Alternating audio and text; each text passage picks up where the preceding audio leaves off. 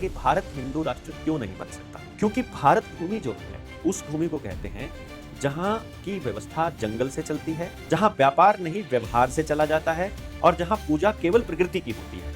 MCT के अंदर 12 गांव आ गए, शहर जिला नया बना दिया तो शहर की परिधि में गांव को निगल जाएगा, मतलब हर एक शहर गांव को निगलता जा रहा है। तो वो कहेंगे अब ये सेक्टर में आ गया है, अब ये शहर में आ गया, अब ये एमसीडी की जमीन में आ गया है, तो गांव को खा रहे हैं क्योंकि भारत को खत्म करना है। गांव खत्म तो भारत खत्म, गांव ही भारत है। भारतीय संविधान किसका बनाया हुआ है? गवर्नमेंट ऑफ इंडिया एक्ट 1935 ही भारत का संविधान है, आपको ये पता होना चाहिए। उन्होंने बाबा साहब को आगे रख दिया ताकि हम और बाबा साहब को फॉलो करने वाले लोग लड़ते रहें आपस में, ताकि असली मुद्दे से ध्यान भटक करके बाबा साहब पर केंद्रित हो जाए। और मैं ये रिस्क ले रहा हूं बेसिकली ये सब बोलने का। यदि नेता धार्मिक होगा तो देश में करप्शन नहीं होगा। यदि नेता सचमुच भगवान को मानने वाला होगा तो वो गलत काम देश में होने ही नहीं देगा, वो अपने डिपार्टमेंट्स को कभी बिगड़ने ही नहीं देगा, वो कभी गलत तरीके से वोट लेने की बात ही नहीं सोच सकता, वो कभी परमात्मा के रास्ते से अलग जाने की बात ही नहीं सोच सकता। तो नेताओं का इन बाबाओं के चरणों में गिरना मात्र एक वोट बैंक को लालायित करते हुए इनकी जीभ लपलपाती है ना, लोग जहां दिख जाते हैं इनकी तो वैसे ही जीभ लपलपाती है ऐसे लोगों को, क्योंकि संवैधानिक पद पर बैठा हुआ आदमी, हमारे संविधान में ये मेंशन्ड है कि वो किसी धर्म विशेष का प्रचार नहीं कर सकता या किसी धर्म विशेष के फेवर में या अगेंस्ट नहीं बोल सकता। इसीलिए ऐसे लोग बिठाए जाते हैं इस बेसिस पर कि तुम्हारा धंधा चलता रहता है।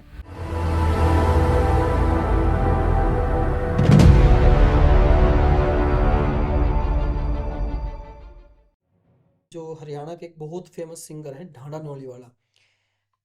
कुछ सिंगर ऐसे होते हैं जो हमेशा सिस्टम के ऊपर चोट मारते हैं, जो असलियत को जानते हैं। जैसे आप जानते हो कि बोलते मैं बहुत ज्यादा जानता हूँ, तो उन्होंने चोट मारी सिस्टम के ऊपर।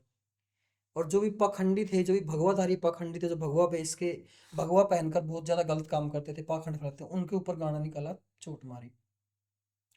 तो बहुत सारे फिर ये बात चल पड़ी, भाई ये तो भगवाधारियों को बोल रहा है, ये तो सनातनियों को बोल रहा है। मतलब उस गाने की लाइन चेंज करवा दी, उस बंदे ने भी चेंज कर दी, लेकिन ये बोला कि मन में तो जो मेरे है वो रहेगा। आप मेरे मन की स्थिति थोड़ी चेंज कर सकते हो, मेरे गाने के बोल चेंज कर सकते हो, लेकिन जो मेरे मन में है वो तो है, और जो रियलिटी है वो सच्चाई है। मतलब पहले बाबाओं का विस्तार होना, फिर उनको दबा देना, फिर उनको उठाना, क्या सिस्टम चल रहा है। और आजकल तो हरियाणा के अंदर दो बाबे और फेमस हो रहे हैं। रामपाल जी तो पहले ही, मतलब अब जो किसानों का साथ देके जब बाढ़ आई थी, तो उसमें किसानों का साथ दिया और उनकी हेल्प करी, कहीं मोटरें वितरित की, कहीं कैसे वितरित की। फिर अब किसानों ने उनको सम्मानित भी किया किसान रत्न से। जो बाबा जी जेल के अंदर हैं किसी मुकदमे के अंदर, उनको किसान रत्न से सम्मानित किया जा रहा है। अब बात आती है, एक हास्य वाले बाबा जी हैं। हास्य वाले बाबा जी भी आजकल बहुत ज्यादा प्रचलित हो रहे हैं। मतलब क्या खेल है आपकी दृष्टि से, अगर इनको देखें, क्या है ये खेल? देखो राहुल भाई, मतलब चाहे अभी आप कुछ भी समझेंगे और हमारे देखने वाले भी नाराज हो सकते हैं, बहुत सारे लोग हमारे से। मैं मैं मैं स्टार्टिंग से जानना चाहता हूँ, मैं जब जब इनका खेल शुरू जो हुआ था। आपने जो लाइन शुरू में बोली थी मैं पहले उसकी बात करूंगा। हम्म। आपने बोला कि ये देश जो है ये हिंदुओं का देश है, हम्म। शुरुआत में ही आपने बोला। ये लाइन आपकी गलत है। हिंदू, संविधान के अनुसार तो सब एक समान है। ना ना, मैं संविधान की बात ही नहीं कर रहा हूं, मैं बात कर रहा हूं हिंदू भारतवासी हैं ही नहीं। आपको ये बात समझ में आना चाहिए। क्या बोल रहे हो आप? हाँ, हिंदू भारत के लोग नहीं हैं और ना जो ही, हिंदू धर्म है या हिंदू वासी कर रहे हो आप? मैं कह रहा हूं जो हिंदू पंथ को मानने वाले लोग हैं, हाँ। किसी भी पंथ को मानने वाले लोग, इंसानियत के अलावा, प्रकृति के अलावा किसी को भी अपना भगवान मानने वाले लोग भारत के लोग नहीं हैं, ये आपको पता होना चाहिए। ऐसा मतलब इसके बाकी बारे में सारे विस्तार लोग, से बताओ, वैसे तो मान देखो, मजा नहीं आएगा। 2011 की सुप्रीम कोर्ट की एक जजमेंट है हम्म। जिसमें सुप्रीम कोर्ट ने यह कहा इस देश के जो असली मालिक हैं वो आदिवासी हैं, जिनकी संख्या 8% है, और बाकी का जो 92% है, चाहे आर्य हैं अपने नाम के पीछे लगाने वाले, चाहे हिंदू लगाते हैं, चाहे मुसलमान लगाते हैं, चाहे ईसाई लगाते हैं, चाहे बौद्ध लगाते हैं, चाहे वो जैन लगाते हैं, चाहे वो मतलब जो भी लोग हैं बाकी इनके अलावा, वो सारे लोग शरणार्थी हैं, बाहर से आए हैं, माइग्रेटेड हैं। ये सुप्रीम कोर्ट का जजमेंट है, मैं नहीं कह रहा हूं। पहली बात तो ये। दूसरी बात, हिंदू धर्म के बारे में जब बातें आई हैं कि हिंदू धर्म इतना पुराना है, भारत उससे भी पुराना है। हम लोगों ने, भारतीय जनता पार्टी की आपने बात करी, भारतीय जनता पार्टी का सारा धंधा पाकिस्तान, मुसलमान और राम, इन 3 नामों पे बड़ा चलता है। पाकिस्तान बनाई 1947 में था, ठीक है। मुसलमानों का जिक्र उसी दौर में आने लगा था, उससे पहले तो हिंदू और मुसलमान इकट्ठे मिलकर लड़ा करते थे। और राम, राम के आने से पहले भी किसी ना किसी को पूछते होंगे इस धरती के लोग जरूर। ऐसा तो है नहीं कि राम जो है आखिरी था या राम पहला था, राम से पहले भी लोग थे। ये केवल, ये पंथ जो है हिंदू पंथ है, ये केवल एक ऐसा पंथ है जो किसी भगवान का भी बाप होने का मौका आपको दे सकता है। जैसे दशरथ है, राम का भी बाप हो गया, मतलब कि वो अवतार थे, अवतार का बाप हो गया। बाकी कहीं पर ये आपको विवरण नहीं मिलेगा। रही बात दूसरी, जो मैंने कहा था हिंदू कोई धर्म नहीं है, ये एक पंथ है, ये एक पूजा की पद्धति है खाली, ना कि कोई ये आप लोगों को, हम लोगों को सब झूठ बहका करके और भावनाओं को भड़काने का काम और उस पर राजनीति करने का काम करते हैं। पहले तो ये स्पष्ट आपको होना चाहिए। और भारत, जिसको भारत कहते हैं, वो कभी भी हिंदू राष्ट्र नहीं बन सकता।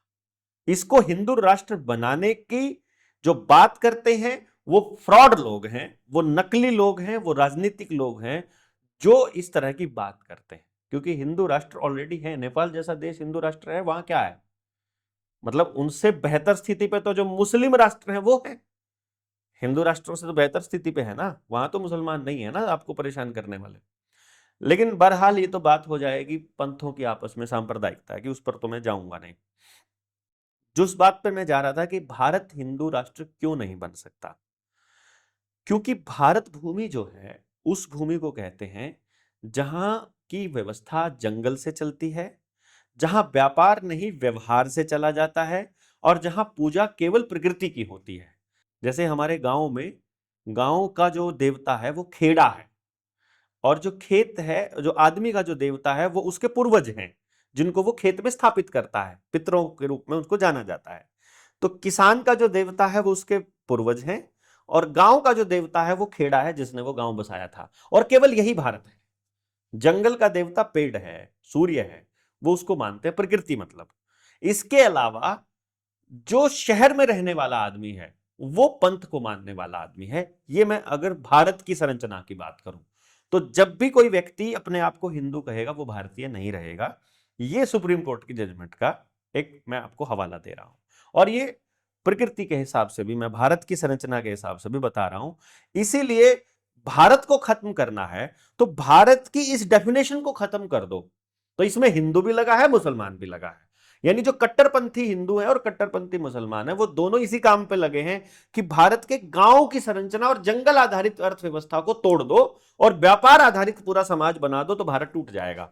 इसीलिए एमसीटी के अंदर 12 गांव आ गए, शहर जिला नया बना दिया तो शहर की परिधि में गांव को निगल जाएगा, मतलब हर एक शहर गांव को निगलता जा रहा है। जैसे हमारा, हम असंध में बैठे हैं तो ये जयसिंहपुर को निगल गया, इधर से वो दूसरे गांव, ये जो आसपास के गांव है उन सबको निगल गया ये शहर। तो वो कहेंगे अब ये सेक्टर में आ गया है, अब ये शहर में आ गया, अब ये एमसीडी की जमीन में आ गया। जैसे चंडीगढ़, चंडीगढ़ के बीच चंडीगढ़ भी आसपास के गांव को, हाँ चंडीगढ़ तो गांव ही था, तो गांव को खा रहे हैं क्योंकि भारत को खत्म करना है।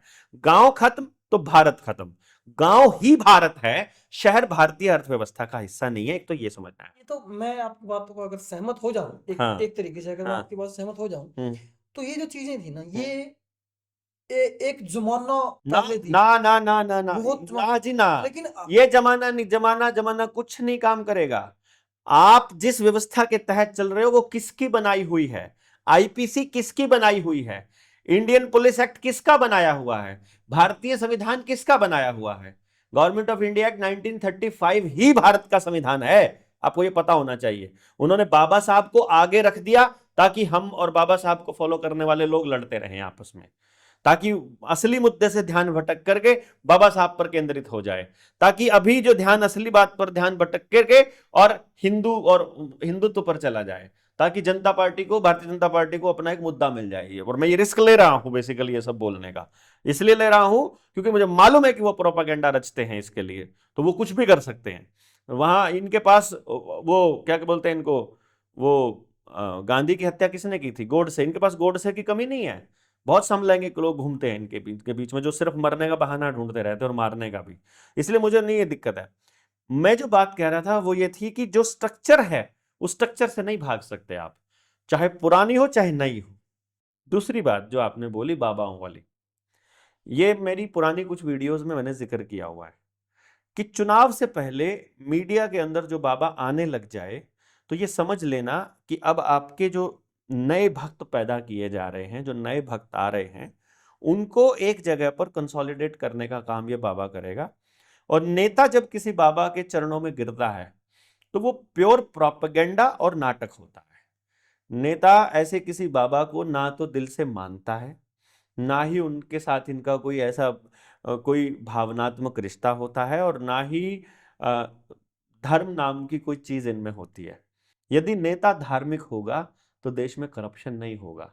यदि नेता सचमुच भगवान को मानने वाला होगा तो वो गलत काम देश में होने ही नहीं देगा।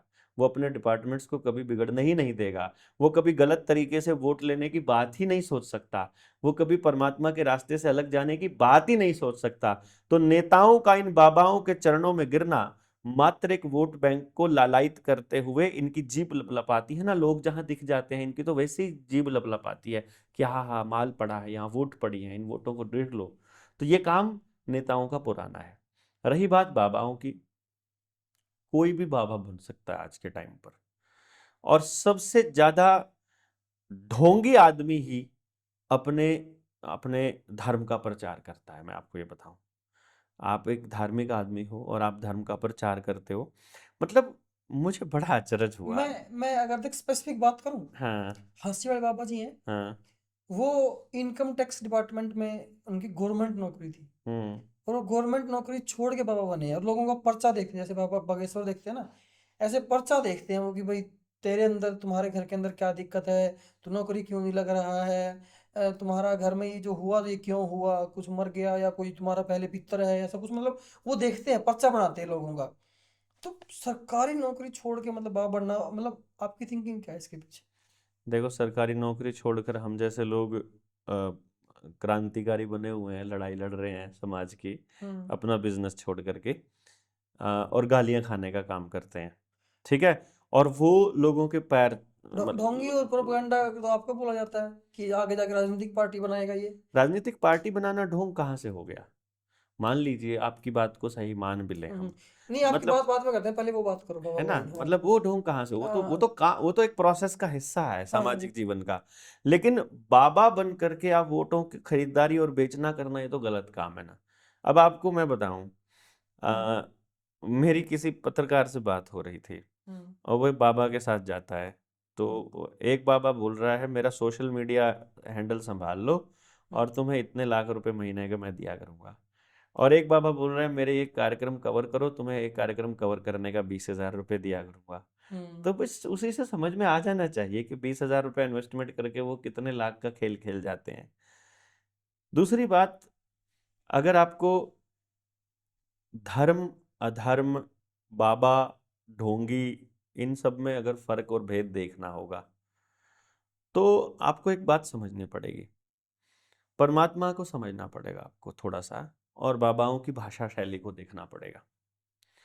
यदि बाबा किसी देवता को अपना टारगेट बना रहा है, कोई बांके बिहारी को ले लेता है, कोई राम को अपना ले लेता है, कोई कहता है मैं तो शिव का भक्त हूं, कोई कह देता है ये भक्ति ना, बेसिकली ये एक व्यक्तिगत टास्क है, ये एक मेरा व्यक्तिगत मसला है।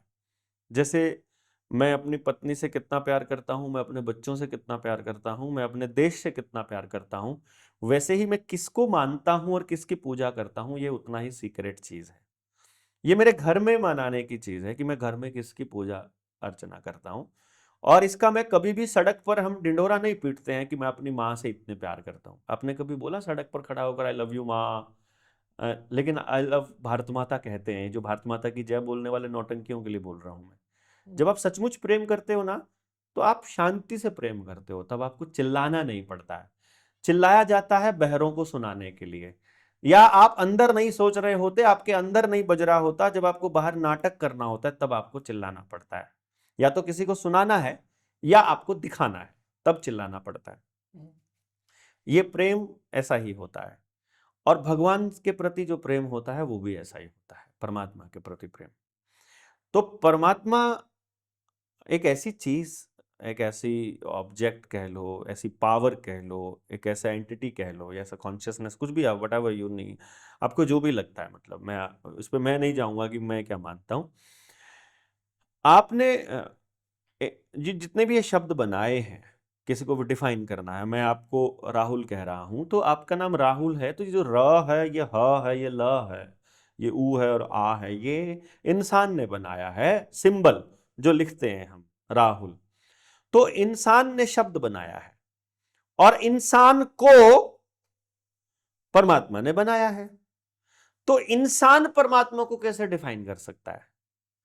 मान लो ये माइक है, ये इंसान ने बनाया है, तो इंसान तो इसको डिफाइन कर सकता है कि माइक ऐसे काम करता है और इसका मैनुअल ये है। ये माइक तो इंसान को वापस एक्सप्लेन नहीं कर सकता ना, क्योंकि इसकी औकात नहीं है इंसान को एक्सप्लेन करने की, इसकी लिमिट अपने तक ही सीमित रहेगी। तो इंसान की औकात नहीं है परमात्मा को एक्सप्लेन करने की, क्योंकि उसकी लिमिट इंसान से ऊपर सोच नहीं सकती है। इसको समझना पड़ेगा बहुत आसानी से। तो जो भी व्यक्ति परमात्मा को एक्सप्लेन करने की बात कर रहा है वो ढोंगी है, एक्सप्लेन किया ही नहीं जा सकता। ये प्योर अनुभव का विषय है, प्योरली अनुभव का विषय है, ये कॉन्शियसनेस का विषय है। तो परमात्मा पे बात नहीं की जा सकती जब तक आप परमात्मा को जानते नहीं हो। और जो परमात्मा को जान लेगा वो बात ही नहीं करेगा, वो तो चुप हो जाएगा। उसको तो सभी मिल गया ना, जिसने परमात्मा से बात कर ली, या जिसने परमात्मा को जान लिया, या जो उससे कनेक्ट हो गया, या जो उससे मिल लिया, यार उसको दुनिया में और क्या चाहिएगा बताओ? उसको आपको प्रूव करना पड़ेगा कि परमात्मा है कि नहीं। वो आपका सर्टिफिकेट से मानेगा ना। जिसने जो सब सारी दुनिया को मनाने वाली चीज, सारी दुनिया को बनाने वाली, कंट्रोल करने वाली उस चीज से उसका साक्षात्कार हो गया, अब वो आपका सर्टिफिकेट लेने के लिए माइक पर बैठेगा क्या? वो भीड़ को बताएगा क्या कि तुम मानो कि मैं परमात्मा से सीधा कनेक्टेड हूं, कि मैं उसका भक्त हूं? वो सर्टिफिकेट मांगेगा।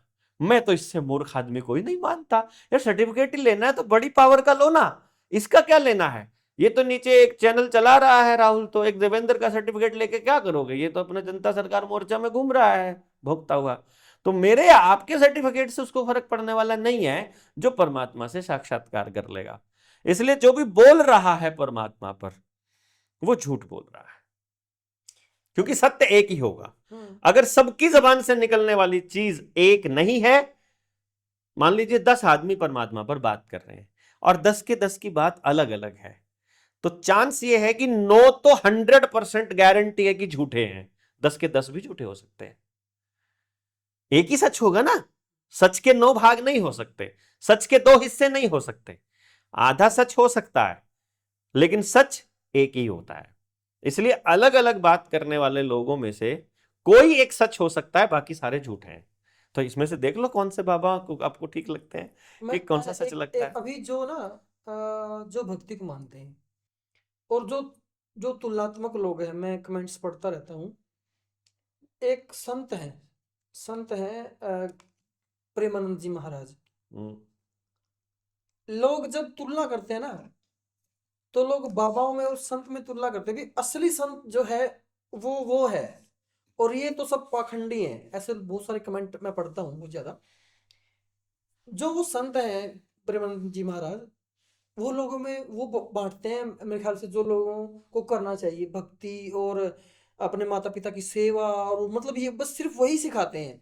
वो ये नहीं बोलते मेरी पूजा करो, मैं पर्चा बनाता हूँ, मैं ये देखता हूँ, मैं तुम्हारा भविष्य देख सकता हूँ, ये करता हूँ। वो सिर्फ सिखाते हैं वो। और एक तरफ है वो लोग जो इन बाबाओं को देखो मानते हैं। मेरे पड़वाओगे सिर, मना पता है। अब प्रेमानंद को क्यों हाईलाइट किया गया है मालूम है आपको? प्रेमानंद को हाईलाइट किया गया है डायलिसिस का प्रचार करने के लिए, कि वो किडनी का पेशेंट है और डायलिसिस होना चाहिए, डायलिसिस से आदमी बच जाता है, इसका डायलिसिस चल रहा है। सिर्फ डायलिसिस का प्रचार करने के लिए और प्राइवेट अस्पतालों की मौज के लिए प्रेमानंद को हाईलाइट किया गया है। मैं आपकी बात ठीक है, से सहमत नहीं हूँ। ना हो, let us agree to be हर एक डिसएग्री। चीज प्रोपेगेंडा नहीं हो सकती भाई है। मैं कह रहा हूं, आप हर एक बात बताओ, प्रेमानंद को नहीं पता है कि इतना बड़ा षड्यंत्र चल रहा है देश के अंदर? यार यार संतों की ड्यूटी नहीं बनती है देश को सच बताए। आप इस बात को कैसे बोल सकते हैं? वो भी प्रोपेगेंडा है। मैं कह रहा हूं संत की ड्यूटी नहीं बनती है क्या? उसको दिखाई नहीं दे रहा है देश कैसे मर रहा है? फिर वो अपने तरीके से बता तो रहे हैं जनता कैसे को बता कि रहे आपको हैं? कैसे रहना चाहिए, आपको कैसे क्या करना क्या करना चाहिए। चाहिए? उनका काम है, ये टीचर का काम है स्कूल के। उनका काम है सच को सामने लेकर के आना। वो हर कोई उस समय हर थोड़ा नहीं कर किसी का, सकता। अगर परमात्मा से नहीं डरते हो, अगर उससे प्रेम करते हो और उसके साथ जुड़े हुए हो और आप परमात्मा की भक्ति करते हो, तो परमात्मा के भक्त का पहला धर्म है सत्य पर अटल होकर के बोलना। और सत्य यह है कि आपके साथ ठगी हो रही है, और अगर वो सत्य पर नहीं बोल रहे हैं तो नौटंकी है वो। सत्य पर बोलना क्या है उनके लिए? सत्य पर बोलना यह जो असलियत में हो रहा है, क्या उसे नहीं मालूम है कि नरेंद्र मोदी कैसे सत्यानाश कर रहा है? आप नरेंद्र मोदी के पीछे क्यों पड़े राहुल हो? गांधी कैसे सत्यानाश कर रहा है? चलो और बोलो, वो उसके साथ लग के कर रहा है राहुल गांधी कैसे तनाश कर रहा है? जैसे जो नरेंद्र मोदी कर रहा है। अभी अभी प्रधानमंत्री कौशल विकास योजना पे तो बात कर ही रहे थे। वो नाश नहीं है, धोखा नहीं है वो देश के साथ। जो आदमी 140 करोड़ लोगों की आंखों में धूल झोंक रहे हैं मिलकर के सारे पॉलिटिशियंस, उनका पर्दाफाश करना नहीं बनता उनकी जिम्मेदारी। मतलब आपके अनुसार? मेरे अनुसार नहीं, मैं तो सत्य के अनुसार बोल रहा हूं यार। आप सच नहीं बोल सकते। आपके पास 24 घंटे होते हैं। हाँ। मेरे जैसा आदमी पागल हुआ पड़ा है, किसी तरह देश के लोगों को जीवन जीना आए, अपनी व्यवस्था बनाए। प्रेमानंद महाराज आज तक किसी को यह नहीं बता पाए अपनी व्यवस्था कैसे बनानी है, अंग्रेजों से कैसे मुक्ति पानी है, बैंकिंग सिस्टम कितना फ्रॉड है, ये पूरा मेडिकल माफिया कितना बड़ा फ्रॉड है, नहीं मालूम है उनको। अब सारा काम उन्हीं के ऊपर थोड़ा थोप दिया मैं जाएगा कब कह रहा हूं सारा वही काम? सब चीज महीने में एक सिखाएंगे। दिन तो बोल लें, साल में एक दिन तो बोल लें, जिंदगी में एक बार तो बोल दें। मुझे अभी आपके अंदर एक प्रोपेगेंडा नजर आ रहा है बताओ क्या? कि आप हर एक चीज के अंदर बताओ प्रोपेगेंडा ढूंढते हो। यार, मैं ढूंढ दिया मैंने, अब आप इसको काट के दिखाओ। मैं तो ये कह रहा हूं ना, कहने से 100%। नहीं होगा ना, प्रूफ दो मुझे। मुझे ये बताओ, मैं ये कह रहा हूं देश के साथ ठगी हो रही है, ये आपको भी पता है, ये मुझे भी पता है, देखने वालों को भी पता है, सबको पता है। ये बात अगर प्रेमानंद को नहीं पता है तो वो आंखें नीचे क्यों पड़ा है? आंख खोल ले। और अगर उसे पता है तो वो जानबूझकर देश की जनता को नहीं बता रहा है। यही बागेश्वर के साथ हो रहा है, वो क्यों नहीं बता रहा? और हरियाणा में कोई भी है यार, जितने भी नौटंकी हैं ये सारे के सारे जोन से भी हैं, जो देश को सच बताएगा वही असली संत है। सत्य पर अडिग होने वाला आदमी, जो परमात्मा के अलावा किसी से नहीं डरता है, जिसको अपना धंधा चौपट होने का खतरा नहीं है, जिसको अपना आश्रम नहीं बचाना, जिसको अपनी पब्लिक के अच्छे या बुरे लगने से कोई फर्क नहीं पड़ता। मैं ले रहा हूं ना खतरा मोल इनके बारे में बोलने का, मुझे नहीं पड़ता है फर्क, भले ही सड़क पर जाकर के लाठियों मैं से आपको भांज नहीं बताता है। हूँ, मैं हास्य वाले बाबा जी हैं, उनका इंटरव्यू करने गया तो कि उन्होंने बाबा एक जी बात क्या बोली कहते थी। हो यार, तो उन्हें भी बाबा जी का जो बाबा जी वाला जो भी लगाते हैं, उनका जो भी संज्ञा है वो हास्य वाले बाबा जी के नाम से जाने जाते हैं। तो मैंने उनका इंटरव्यू किया, वो क्या बोलते थे कि जो भी पीरों को मानते हैं वो पाकिस्तान चले जाएं, भाई मेरे यहाँ सिर्फ सिर्फ हिंदू आना चाहिए। तो जो भारत के अंदर जो मुसलमान रहते हैं, जो मुस्लिम समुदाय के लोग रहते हैं, तो क्या वो फिर वो हिंदू नहीं है इन बाबाओं के अकॉर्डिंग? तो हिंदू होने का सर्टिफिकेट कौन देगा भैया? कहाँ से मिलता है ये बताओ पहले तो। हिंदू होने की यूनिवर्सिटी कहाँ है भारत में? कौन डिक्लेयर करेगा हम हिंदू हैं? कैसे जो डिक्लेयर होगा? मैं मान लो, आप अगर हिंदू हो? देखो, अगर मैं अच्छा राम चलो, आप मैं आपसे पूछता अगर हूँ। मैं राम को मानता हूँ तो मैं हिंदू हूँ। अच्छा, अगर मैं इस्लाम मैं मतलब शिव को मानता हूँ कुरान तो? को मानता हूँ मैं तो शिव को मुसलमान मानता हूँ। हूँ तो? है शिव को मानता हूँ तो? वो हिंदू है। अच्छा, कृष्ण को मानता होगा तो? हिंदू है। परमात्मा को मानता होगा तो? हिंदू है। अगर कुरान वाला परमात्मा और हिंदुओं वाला परमात्मा अलग अलग है? फिर ये तो मुद्दा ही है ना देश के अंदर। ना ना ना ना, ये तो मुद्दा ही है। मैं ही कह रहा हूँ उनका परमात्मा और हमारा परमात्मा अलग अलग है। ये तो मुद्दा ही है ना देश के अंदर। यार, हिंदू और मुसलमान केवल पूजा करने की एक पद्धति मात्र है, हाँ, परमात्मा सबका एक ही है। ये सब बोलते हैं, ऐसा मेरा भी मानना है। ठीक है ना? ऐसा मेरा मानना है है। ना? तो फिर ये हिंदू होने का सर्टिफिकेट देने वाला वो बाबा कौन होता है? हंसी वाला कौन होता है वो? वो कहता है कि तुम पीरों को मत मानो, तुम अगर आपको आपके कष्ट मिटवाने हैं, जो आपके कष्ट हैं, लेकिन अगर आप पीरों को मानते हो तो मैं आपका कष्ट नहीं मिट सकता। मेरा कष्ट है हाँ। कि ये सरकार लोगों को धोखा दे करके हमारे स्कूलों को बंद कर रही है। हंसी वाला बाबा या प्रेमानंद या वो बागेश्वर वाला, कोई एक इन स्कूलों को बिकने से बचा दे बस। मेरे देश की शिक्षा व्यवस्था ठीक कर दे, भारत के लिए शिक्षा व्यवस्था बना दे। है कोई बाबा गारंटी लेने वाला? कोई एक बाबा, किसी का भगवान है कोई? क्यों लेगा वो? क्यों नहीं लेगा यार? सबके कष्ट मिटा रहा है, मेरे नहीं मिटा सकता वो? वो सिलेक्टिव होता है।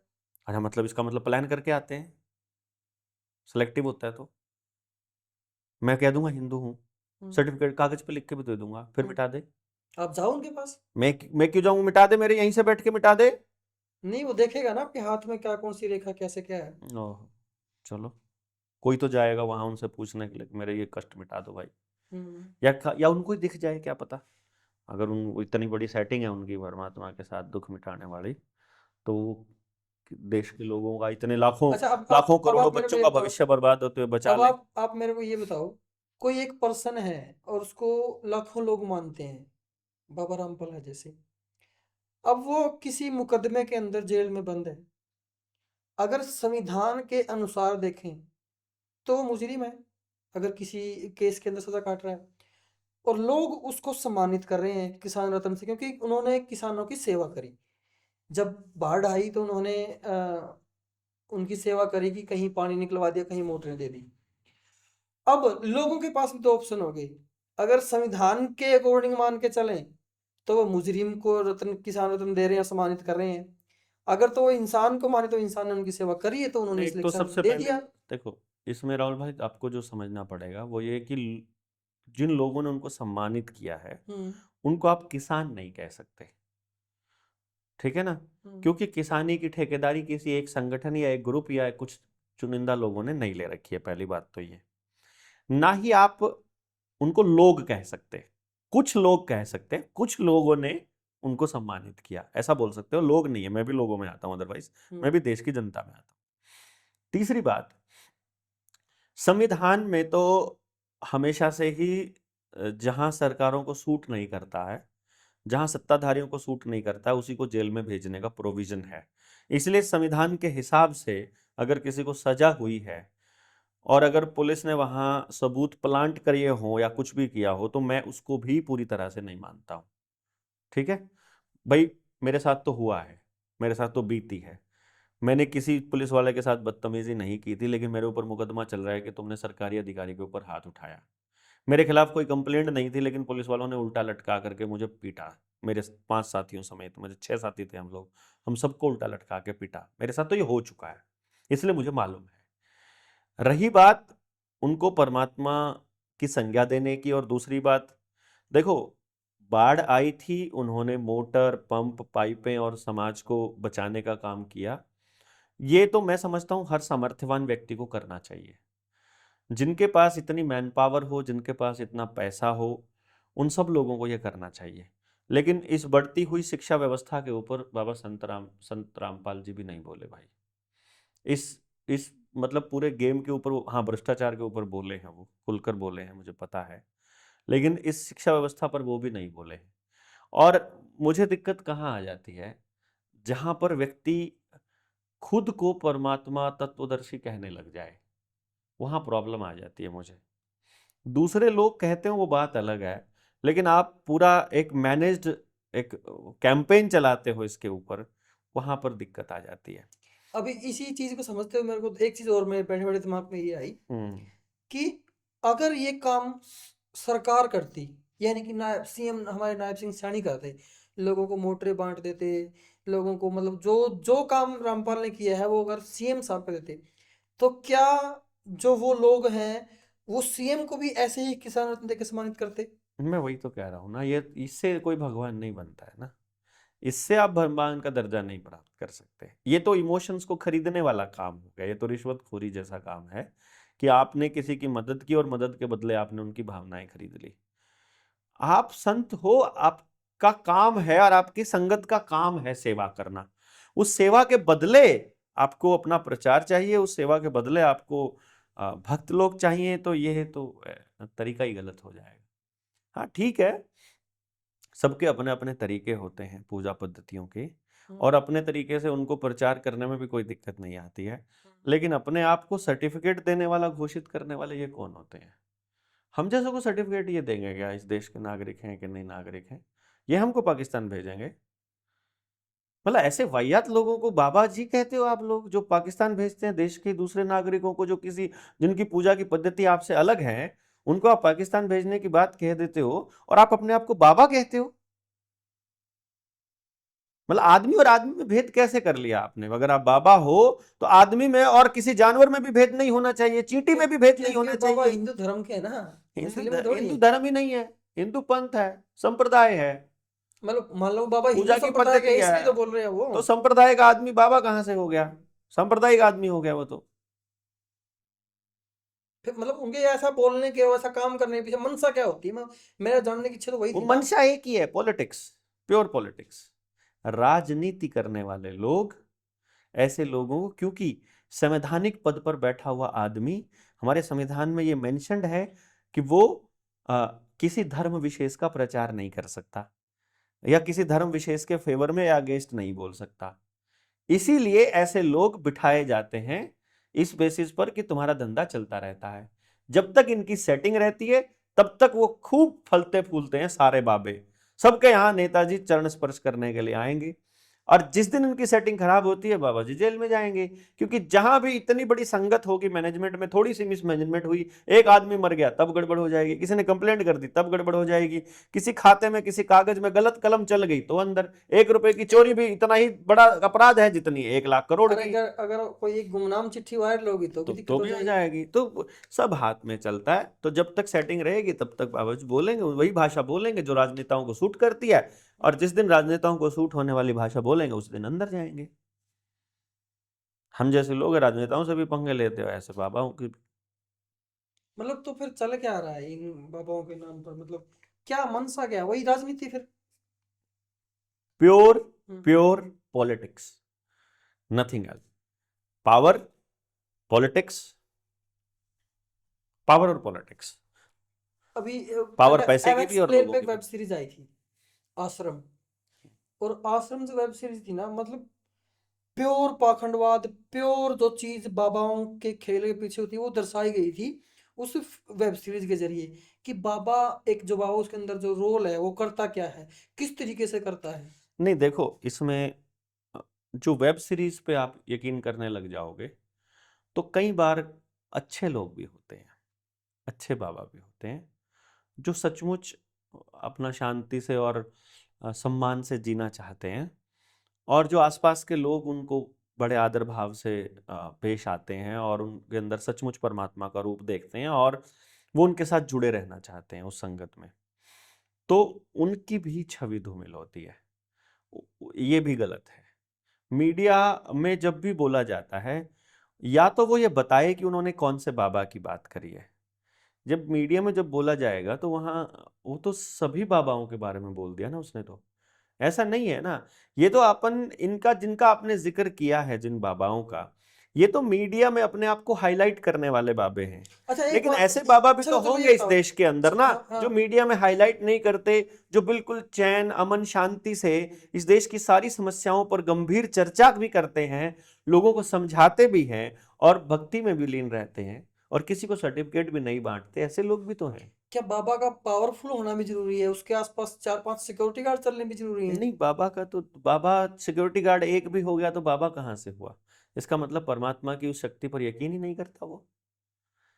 अगर बाबा को पैसा चाहिए अपना काम करने के लिए, अगर बाबा को सिक्योरिटी गार्ड चाहिए अपनी रक्षा के लिए, अगर बाबा को पूरा मीडिया का तंत्र चाहिए अपने प्रचार के लिए, तो मतलब परमात्मा की शक्ति में उसे यकीन नहीं है। तो फिर वो सिक्योरिटी गार्ड क्यों रखते हैं साथ में? यकीन नहीं है ना परमात्मा में, इसलिए तो वो वो खुद परमात्मा यकीन नहीं करते तो बॉडी गार्ड क्यों लेके चलते साथ में? ताकि आपको अच्छा लगता है ना बॉडीगार्ड वाला बाबा, आपको टौर नजर आती है ना उसमें, तो उसको तो देखना है ना कि इनको, जो ये भेड़ हैं, इनको कैसे बहकाना है। उनको पता है मीडिया में अच्छी चीजें कौन सी लगती हैं। हद है यार। आप ही बताइए क्या रीजन रहा होगा? लोगों से दूर रहना चाहते हैं या भगवान पर भरोसा नहीं है? मेरे कभी कभी समझ नहीं आता, मतलब साधु बाबा और मतलब कि और भी इनमें महात्मा, ये सिर्फ मतलब कनेक्शन होता है इनका, प्रभु से कनेक्शन होता है, ऐसा बोला जाता है हिंदू धर्म में। तो फिर अगर प्रभु से कनेक्शन देना है तो लोगों की भीड़ क्यों जोड़नी है? एक माइक रख के, कैमरे रख के उनकी वीडियोस क्यों बनानी है, वो फैलानी क्यों है? और लोगों को एक्वायर करके एक सत्संग क्यों करना? मतलब वो क्या चीज है? देखो, भीड़ का तो पर्पस ये होना चाहिए कि लोग ज्यादा से ज्यादा जागें, और भीड़ का अपना एक ऑरा होता है। और वीडियो बनाकर प्रचारित इसलिए करना होता है कि वो उस बात को समझें और लोगों तक भी जाए। लेकिन प्रोपेगेंडा उद्देश्य अगर है तो फिर गड़बड़ हो जाएगी ना। प्रोपेगेंडा की बात नहीं कर रहा हूँ, सच का तो फैलाव होना ही चाहिए, सच तो लोगों को पता लगनी ही चाहिए। और जो परमात्मा को जान लेगा, जो सच को जान लेगा बाबा, वो इस प्रोपेगेंडा में नहीं फंसता है। उसको तो डर रहता है मेरे मुंह से कोई ऐसी बात ना निकल जाए जो उस परमात्मा की बनाई हुई या उसके नियमों से या उसकी प्रकृति से थोड़ी बहुत भी अलग हो जाए। जैसे ही किसी बाबा ने इंसान और इंसान में फर्क किया, वो ढोंगी हो जाएगा। सीधी सी बात है, फर्क हो ही नहीं सकता। राहुल अपने नाम के पीछे शर्मा लगाता है और देवेंद्र बल्हारा लगाता है। अगर इन दोनों में भी उसने फर्क कर लिया ना, तो भी वो मतलब अलग हो जाएगा। और कोई मतलब अगर पास में कोई केंचुआ या चींटी है, अगर उस चींटी में और राहुल में, गिलहरी में और देवेंद्र में अगर फर्क कर लिया, तो भी वो ढोंग हो जाएगा। हो ही नहीं सकता। परमात्मा की बनाई हुई कोई एक चीज किसी दूसरे से बेहतर नहीं हो सकती मेरे भाई। वो एक दूसरे का पूरक होती है, बेहतर नहीं हो सकती। वो एक दूसरे का पूरक होती है। आप देखो, पेड़ों के बिना आप जिंदा रह करके दिखाओ, तो आप पेड़ों से बेहतर कैसे हो? आप पशु पक्षियों के बिना रह करके दिखाओ, मधुमक्खी खत्म हो जाएगी ना, उस दिन अस्तित्व खत्म हो जाएगा इंसान का। ऐसे कैसे? मधुमक्खी का काम है पोलिनेशन, मतलब बीजों को इधर से उधर लेकर के जाना। जितने भी प्लांट के ऊपर जितने भी मतलब वो होते हैं ना, फल आते हैं, जो भी फसल होती है, बिना मधुमक्खी के पॉसिबल नहीं है। परागकण जिनको बोलते हाँ, हैं। अगर मच्छर नहीं होगा तो इंसान खत्म हो जाएगा। वो नेचुरल इम्यूनाइजर है, नेचुरल वैक्सीनेशन एजेंट है। वो हमारी इम्यूनिटी के लिए सबसे मजबूत एजेंट है मच्छर। और हम मुझसे से बचते हैं अगर। हाँ, वो गलत बचते हैं, बताया नहीं, और लोगों ने बताया नहीं, ज्ञान नहीं देते ना। इसलिए मच्छर में और आप में अगर आप कहोगे कि हम इंसान बेहतर है मच्छर से, मतलब ये सबसे बड़ी बेवकूफ़ी है। और अगर कोई बाबा इंसान को मच्छरों से बेहतर कहे, तो वो गलत बाबा है, वो ढोंगी है। इंसान सर्वश्रेष्ठ कृति नहीं है। इंसान अकेला एकमात्र ऐसा जीव है, बाकी जीवों से सिर्फ इंसान में एक चीज अलग है, और वो है फ्री विल, कि वो अपनी मर्जी से कोई निर्णय ले भी सकता है, इधर का भी और इधर का भी, दोनों तरफ का। हाँ और ना दोनों उसके हाथ में है। एनिमल कोई भी है, चाहे पशु है, पक्षी है, उसके पास ये निर्णय लेने की ताकत नहीं है। बस उसको परमात्मा के आदेश से चलना होता है, जिसको अंतरात्मा कहते हैं। उसको सिर्फ उसके आदेश पर ही चलना होता है। कुत्ता सड़क पर आ गया, अगर उसको आदेश है कि तुझे चलते रहना है, तो उसे चलता ही रहेगा। वो इधर उधर नहीं देखेगा, उसको टक्कर लग रही है ट्रक उड़ा के ले जाएगा, वो देखने के बाद भी रुकेगा नहीं, क्योंकि उसको आदेश है कि तुझे चलते रहना है। इंसान की अंतरात्मा कहेगी कि ये चोरी है, वो फिर भी करता है कि नहीं करता है, ये परमात्मा ने उसके ऊपर छोड़ा हुआ है। इतना सा फर्क है बस, किसी मच्छर, कुत्ते और आदमी में इससे ज्यादा कोई फर्क नहीं है। और इसी की वजह से ये सबसे घटिया जीव बन गया है। इससे बेहतर है सब, कोई प्रकृति का विनाश नहीं कर रहा इंसान के अलावा। और इन्हीं घटिया लोगों की लीडिंग ऐसे ऐसे घटिया बातें कर लेते हैं, जो इंसान को इंसान से अलग करते हैं। वही इस समाज के ऊपर सबसे बड़े कोड हैं। चलो, बहुत बहुत धन्यवाद डॉक्टर धन्यवाद साहब, जी। आपके इस अद्भुत ज्ञान के लिए जो आपने हमें दिया।